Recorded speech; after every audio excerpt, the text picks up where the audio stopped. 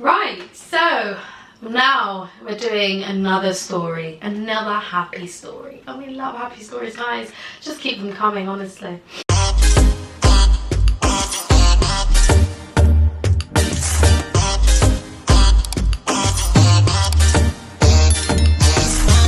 Right, so this one says, since you guys wanted a happy story, here it comes. Well, thank you. So, guys, since you wanted a nice and happy story, I thought I might share how my husband and I met. I'm from a Pakistani family living in Germany. In our culture, people usually meet up at an arranged meeting at home of the potential bride. Then the guy and the girl can chat. Sometimes there are stricter families who only let them chat in front of their parents.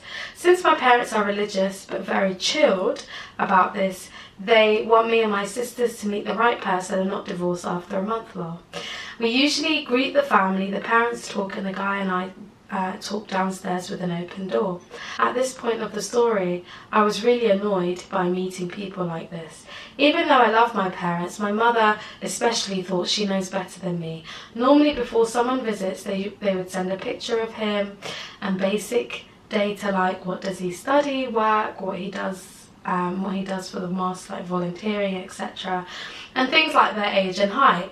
I am not really proud of this, but sometimes there were proposals from guys shorter than me or there was no physical attraction on my end. I know that's not nice to say, but I'm searching for a lifelong partner. I agree with you, sis. Even if I say no to these proposals, my mum would still invite them over. Oh my god, how awkward. That is very awkward. Also, another point is that many aunties approached me at functions of the mosque or weddings and wanted to talk to my mum about marriage. This all stressed me so much that I started to feel angry. I kept saying I won't meet them. They are ugly, too short, uneducated, etc. I did not know how else to express my anger. Thinking back, I deeply regret how rude I was. I mean, sometimes you've just got to be honest. After a few years of searching, some potential proposals, some guys wanted to take it further and get a second meeting at the house or fix a date. I started to think that there is something wrong with me. So many people came over to our house and I felt like this is the one.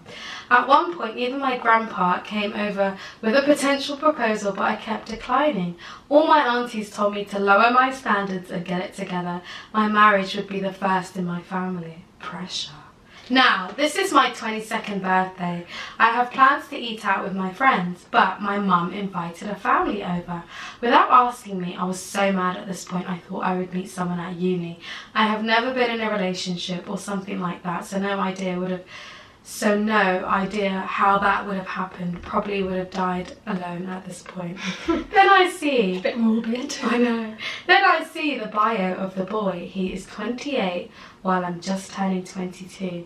Oh, that's a nice age. That's a nice age gap. 6 years, yeah.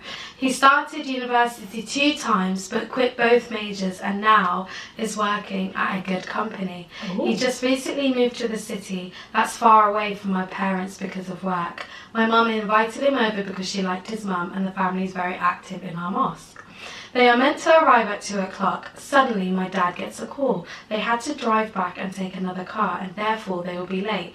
What happens was that they wanted to come with their sister-in-law, but the car was very low, and there was too many passengers, and the car kept scratching the street, and they had to leave the sister-in-law at home and take the guy's Mercedes.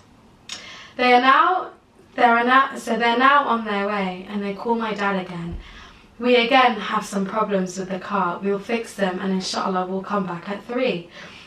There was literal oil in the motor and they somehow went to a different route than usual and detected the problem ahead of time. Since the guy knows a bit about cars, he takes it to the gas station and tries to fix it. It's August, it's hot, and I still don't want them to come. My dad tells me and my sisters pray for them so they have a safe journey, and my only reply is, I will pray that they don't come. Meanwhile, the guy was also very stressed out. They start the car and make it to our house. At the house, they all meet my parents in the living room upstairs. My mother forced me to say hi, so I come up and only talk to his parents. We haven't even looked at each other, and my mum breaks the ice and tells us to talk downstairs. We sit down and we finally talk. Oh. My first question is, did you ever have a girlfriend? He looks at me to see if I'm being serious, and he laughs and said no. And to prove to me that he's being honest, he tells me about all that bad haram things he's done in his life and that he regrets now. I was shocked at how honest he was, and we had just met. Suddenly we kept talking and laughing, and my mum brings my birthday cake that my sister made me. He only then noticed that it was my birthday. He later told me that his parents also made him go to our house and that he just wanted to relax that weekend. He had a rough day moving to his new apartment and had been driving for almost 7 hours to get home for the weekend. He had not looked at my picture or how old I am. He later told me that he also initially wanted to meet someone the same age or 2 years younger. Through all the car breakdowns, he wanted to run back home, but his parents kept saying that my family's waiting and that would be rude. He did not want to get a haircut. His dad kept pressing him to get one. But he didn't want one, so he felt like that was a problem. After talking to him, I knew in my heart that this is my nasib. Oh, and he is the one that I wanted to marry, and he felt the same. We met once more, and 2 months later we were engaged. There was still no problem. There was still some problems with the distance. If I moved to his apartment, I would have to stop going to university, and that would have been a 7-hour drive for me from my family, and I did not have a license. But alhamdulillah, 2 months before the wedding, he was offered a position elsewhere. We literally are 1 hour away from the family and 1 hour away from his. Finding a flat was really difficult, and he found a nice flat a month before our wedding, alhamdulillah. We have now been married for almost 2 years, and I honestly can say I found my soulmate. He's the most caring, compassionate person I know, and he's so patient with me, alhamdulillah. I'm so grateful that our parents forced us to meet. Probably not the right way, but alhamdulillah for everything. Even after the hard times, you need to have faith in Allah that He'll never disappoint you. God found so many ways to help us, and I think that's because our parents' prayers and good deeds. So grateful to have met my husband and that our families love each other. His parents are like mine, and so are his brothers. And my sisters are so happy to finally have a brother. And she goes, by the way, he is 1.2 meters. And they put a photo in there. Oh my god. She goes, also I wanted to say that I love your podcast, and I sent a photo of me and my husband so that you guys can see. You guys look so adorable. You guys I are love beautiful. Oh my gosh, she looks so nice. Wow. I love this. I love wonder this what dress. country this is. This is Germany. Ooh. Beautiful house, if that's your house behind. Oh, I love this story. And I just love how they both didn't want to meet, but then it's like a movie. Yeah.